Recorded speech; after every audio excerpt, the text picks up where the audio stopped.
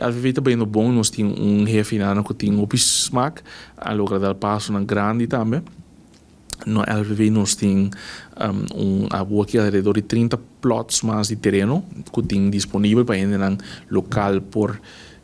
huur de terreno para não por vender para planta produto e para não por vender tem algum gente que acaba a estar fazendo uso de e nós estamos a promover esse para mais ainda para uso de também para dizer nós temos programa também que é programa semente para produto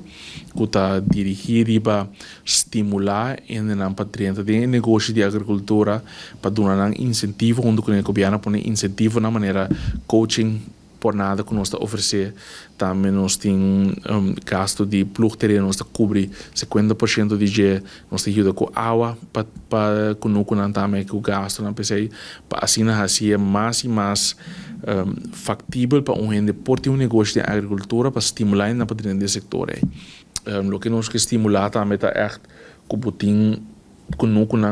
você maneira outra bisa que não tá porque mata na grande, você tem echt produto que está oferecendo também que não é somente porque mata, mas porque algo está criar também, que o turista não é mais atrativo para decidir bem na WAC com certa coisa em um lugar e não paga algo pior e assim você ajuda também é empresário que tem seu negócio de agricultura, pero que tem outra forma maneira de entrar também que não é somente sei é o que nós mira que tá coisa mas se você assim agricultura bom de maneira duradoura você só para generar suficiente entrada para que não quero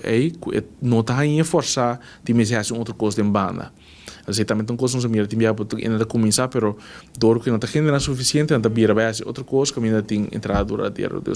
nós que estimular echt para ainda tem êxito de parte aí de maneira duradoura